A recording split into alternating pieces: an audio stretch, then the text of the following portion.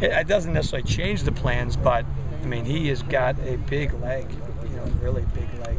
We charted him up, and he's impressive. And I read about him today. He's a walk-on.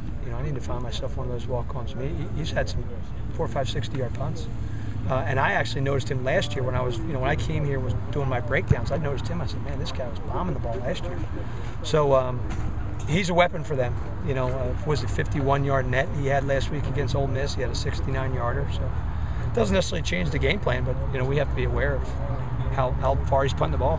Do you guys have like an ideal field position where you'd like to start a drive on a punt? I mean, probably different. No, I mean, on kickoffs, we're trying to get the ball outside of the 30-yard line. That answers that kind of, we get more specific in that regard. But with a punt, we're trying to get 10 yards on every return, and really we're trying to hold them to a net punt of 35. But if a guy like that comes up and is punting the ball 55 yards, I mean, it's going to be a big challenge. The block they had against UConn, did you see anything there that maybe? Stuff like that helps us. Okay. Anybody else? Anything else for John? Coach, how did the Spurs play against the triple option? Antonio's the only one who played, and he played well. He had, I think he had 8 tackles, 2 assists. He caused that fumble on the fullback and then made the interception. I thought he played a little bit tentative early. I think we all did. We didn't want to get cut. We didn't want to get knocked on the ground. But I think really in the second half, when the speed of the game, their scheme is really, really unique. But then how fast they play it is the thing you have to adjust to. And that's what I think the Spurs and really the defense did a great job in the second half of just matching their speed and playing off the blocks and really taking away some of the things they did good.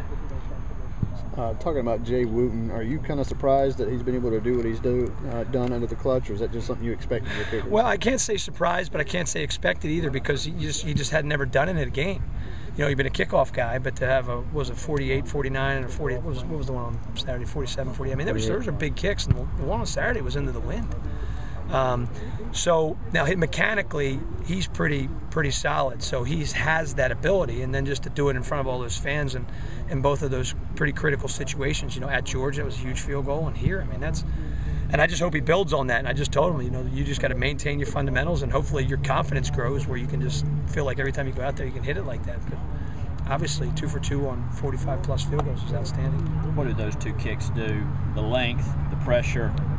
Both of them made the difference in the game. What does that do for his confidence? Have you seen it grow? I can't really say, but I can tell you that I bet you he felt a whole lot more comfortable this week, knowing that he did it last week. At Georgia, a huge field goal, and here he comes right before the half, and knowing that it was into the wind, and just hit it right through the pipes. So I'd have to say his confidence is in pretty good shape, and we just got to keep working with him. We do it every day, try to keep his leg fresh, and I hope he keeps providing that weapon for us. Anything else?